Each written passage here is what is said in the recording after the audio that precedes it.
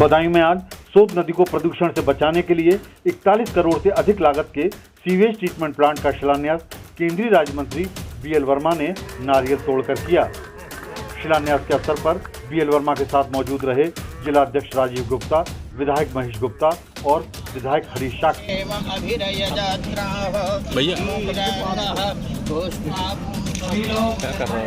इस भूमि पूजन के लिए अनावरण किया जा रहा है। सभी लोग जोरदार तालियों के साथ स्वागत और माननीय मंत्री जी बटन दबाकर पट्टिका का अनावरण करेंगे और आज से भूमि पर सीवरेज प्लांट का कार्य शुरू हो जाएगा। माननीय मंत्री एसटीपी का क्या प्रोजेक्ट है और क्या फायदा होगा इससे? ये राज्य सेक्टर कार्यक्रम के अंतर्गत बदायूं में एसटीपी और इंटरसेप्शन डाइवर्जन वर्क का जो कार्य सरकार द्वारा स्वीकृत किया गया है, आज उसका शिलान्यास किया जा रहा है। इसमें मुख्य अतिथि के रूप में माननीय केंद्रीय राज्य मंत्री श्री बीएल वर्मा जी मुख्य अतिथि हैं और इस योजना में एक sewage treatment plant SBR technology पे बेस्ड है। उसकी क्षमता 15 MLD है और इंटरसेप्शन डाइवर्जन में 2 मेजर ड्रेन्स जो बदायूं शहर के हैं, लालपुर और कबूलपुर, उनको टैप करके एसटीपी के माध्यम से ट्रीट करने के बाद सोत रिवर में डिस्चार्ज किया जाएगा। क्या फर्दर कोई ऐसी योजना भी है जिससे शहर में जो है वो अंडरग्राउंड सीवर लाइन पड़े? फिलहाल में फर्स्ट फेज़ में एक एसटीपी का निर्माण और इंटरसेप्शन डाइवर्जन वर्क का कार्य प्रपोज है। फेज़ सेकेंड के अंदर सीवरेज नेटवर्क और अधिक क्षमता का 15 MLD और का जो कैलकुलेटेड कैपेसिटी है उसका ट्रीटमेंट प्लांट लिया जाएगा। अभिनंदन। श्री प्रसाद पटेल जी द्वारा माल्यार्पण करके उनका स्वागत किया जा रहा है। सभी लोग अभिभूत हैं आपके इस कार्यशैली से। तो आप सबके प्रयास से ही तो मैं ये कहना चाहता हूँ, अब ये जो होगा हमारे शहर की सब व्यवस्था सब अच्छी होगी, आप सबका सहयोग रहेगा। और मैं ये खुले दिल से कहता हूँ, ऐसा नहीं है कि हम सब कुछ बात जानते ही हूँ। पद मिलना एक अलग विषय है, जानकारी रखना एक अलग हो जाती है। आप सब लोगों से भी मेरी प्रार्थना है, कहीं कोई गलती है या कोई बात है तो हमें अपनी सलाह और मशवरा दो, जिससे हम अपने यहाँ का विकास करा सके।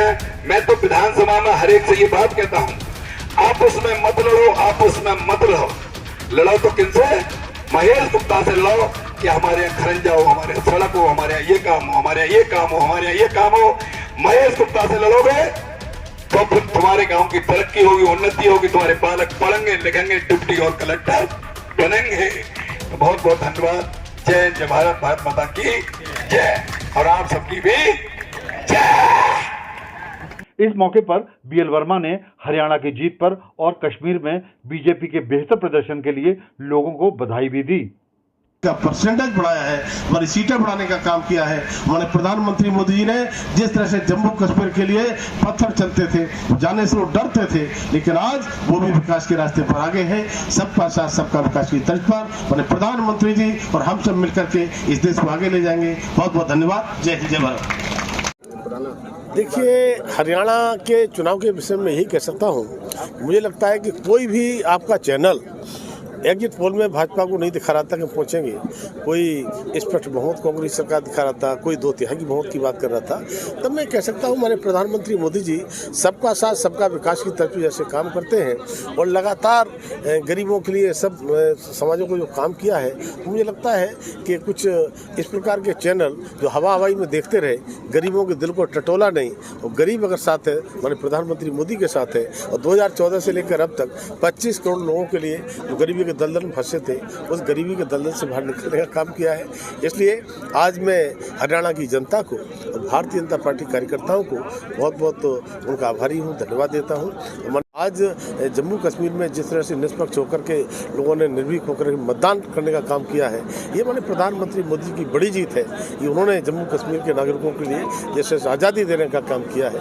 तो मुझे लगता है कि वहाँ का चुनाव भी हमको सीटें भी बढ़ी हैं और वहाँ परसेंटेज वोट का हमारा बढ़ा है। फारूक अब्दुल्ला साहब कह रहे हैं 10 साल के बाद वापसी हुई है, अब जो है पुलिस का राज नहीं होगा, जनता का राज होगा और जेल में जो लोग बंद हैं उनको बाहर निकाला जाएगा। देखिए, फारूक साहब हो, चाहे उमर साहब हो या महबूबा साहब हो, जिस तरह से उस जम्मू कश्मीर को नरक बना के रखा हुआ था, जिस तरह से वहाँ पर आतंकवादियों के साए में जम्मू कश्मीर रहता था, उसको भारतीय जनता पार्टी के एसओसी गृह मंत्री माननीय अमित शाह जी ने उसको निकालने का काम किया है। माननीय प्रधानमंत्री मोदी जी ने जिस तरह से विकास के रास्ते पर कश्मीर को बढ़ाया है, तो मुझे लगता है माननीय प्रधानमंत्री मोदी के सपने को कभी तोड़ नहीं सकते। आज भले ही सरकार कोई कैसी बने, लेकिन दिलों में कोई स्थान है किसी के लिए, माननीय प्रधानमंत्री मोदी के लिए जम्मू कश्मीर की जनता जी। कभी पीडीपी आपकी साझेदार रही थी, आज बहुत हाशिए पे आ गई, क्या कहना चाहेंगे? अब वो पीडीपी के बारे में तो वही बता सकती हैं, लेकिन हम आगे बढ़े हैं और मैं कह सकता हूँ कि जम्मू कश्मीर की जनता अमन चाहती है, शांति चाहती है, विकास चाहती है, वो हमने दिया है। Thank you.